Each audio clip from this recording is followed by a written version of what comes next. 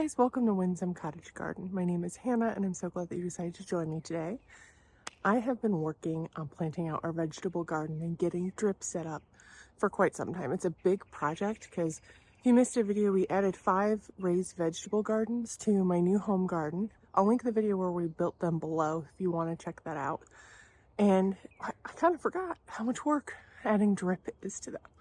I also, like many projects, you get into something, you're missing a part, you have to order it from Amazon, it gets delayed.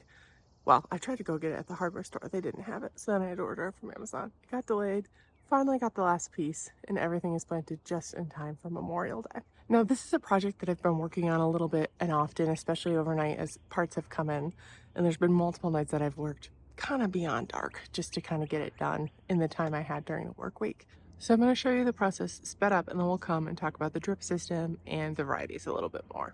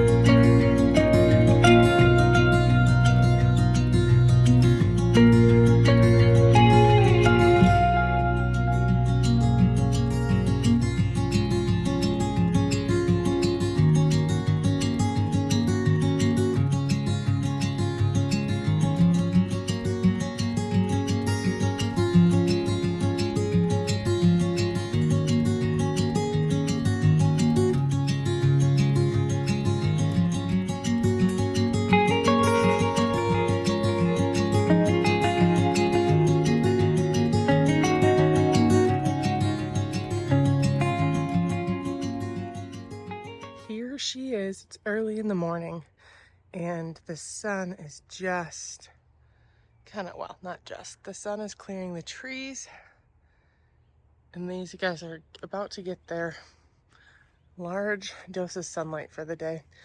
Now, we are still kind of doing some figuring out of sprinkler systems, so these do get hit by sprinklers, which you can see, but they don't actually hit all the beds or give them enough water, so we also have a drip system. Because I do not have a faucet anywhere near here, the closest one is right about over there, and then there's another one on the front side of the house, like over that way, but it's not conveniently placed. So what I have done, which is what my dad does at the cottage garden, is I've got all the drip beds set up, which we'll kind of talk about a little closer. And then I have it hooked up to a hose with a quick connect so that I can undo it easily and take it out for when I want to go water other things or use this hose for other projects. I also have the hose on a timer for when I'm gone, or if I don't think it needs it, I just leave it off for the day. But then I can also, run it whenever I want. So it can be automated, it can be manually done, and it just makes life a lot easier. Eventually, I would like to get a dedicated zone for these drip beds, and I wish I'd thought to put them up inside the bed. It's not something that would be hard to do, especially if I did get a dedicated zone. I'd probably do it on the front end, but since it's all at the back, I have this one big line, and in each bed I have a valve turn off, so if I don't want to water it, I don't have to. I do not have drip run to the far bed yet because that hasn't been planted, and I will cross that bridge when I come to it. I just wanted to make sure I got this all set as soon as possible for the beds that are planted. I did deviate a little bit from the plan. I had originally put like all 12 of these peppers kind of in like a 3x4 square, and I realized that the peppers in the middle were going to be really hard to harvest. So I decided to do them around the perimeter, and I think what I'll do is probably plant dahlias in the middle of this, or some kind of cut flower, maybe zinnias, that can be tall and beautiful and get some support from these cages, but I'm not going to be harvesting the way I harvest peppers. There's still a couple things left to plant. I'm actually have a pea trellis that's going to go here that I'll do, but we got all of the peppers and some extras. We have 2 shishitos, 2 corbachis, 1 yellow horn pepper, 3 green peppers that can also be red peppers if I harvest them later. I think they're just California wonders. And then we have lunchbox peppers, so the little like munching ones that I love. We have an orange, 2 red, and a yellow. So quite the little display. In this bed, I planted them here because this one is in the sun the longest. The way the sun moves, it kind of comes on, and about 2 or 3 o'clock it hits some trees. Slowly, it's these guys that come in. This one has the most amount of sun until it gets shaded by the fence later in the evening. Around the perimeter, we have marigolds that we grew from seeds, and I have in this bed alyssum. The other beds I haven't quite gotten to planting it yet, but I like to plant alyssum as like a ground cover that helps reduce mulch and attract different pollinators to come pollinate our plants. And then these 3 beds are going to look very similar. I do have the pea trellis set up here, but it's going to be repeated. And what will happen is we'll have 4 tomatoes along the back, a pea trellis, and then in this space I'm going to get 1/4 inch drip tubing like this. I just haven't done it yet, and do smaller rows for things like, I think this one it might be onions if I have extra after I plant out my parents. If not, I'm going to be planting carrots, beans, and the like in them. So each bed will be a little bit different, whether it's a different type of variety of beans or whatnot. But I did kind of put the cattle panels on this side so that they could easily be accessed for tying up the tomato plants.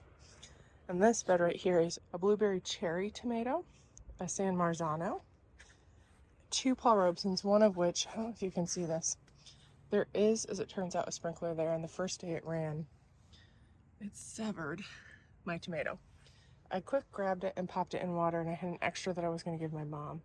I'll give her the extra when it roots out, but I need to get this one planted so it can get started, and this is taking care of my problem. In this bed, we have some more big heirloom types. We have an Abe Lincoln, a big beef, a Dr. Wishies, I never know if I'm saying that right, and a German Johnson right here.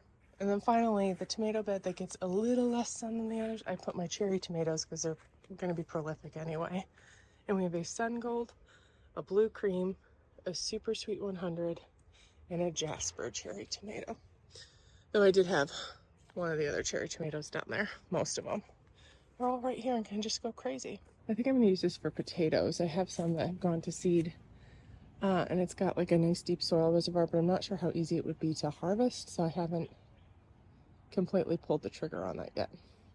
I will decide quite soon what will be put in here. So that's a quick overview of what I'm growing here in the home garden. I still have to get my green stock planted, and there's going to be a lot of direct seeding that still needs to happen, but by the time you guys see this, I'll already be back home, but I'm going to be going away for Memorial Day, and I don't want to be worried about watering other than those plants which are on the drip irrigation. With plants that are still germinating, you care a little bit more, especially with carrots. So I'm going to give myself a break and do that when I get back, and we'll be sure to document that as well. It's always amazing to me that these beds start so neat and tidy and like organized in the jungle of production that they become later in the summer. I'll be checking in on this space at least every couple weeks, once a month. And I would love if you would join me in this journey, not only with the vegetable garden here, but our vegetable garden at the cottage and our landscaping garden being developed around it as well. There's a lot coming up that you won't want to miss. So if you like this video, please make sure to hit the thumbs up button and subscribe. And I can't wait to see you next time. Bye-bye.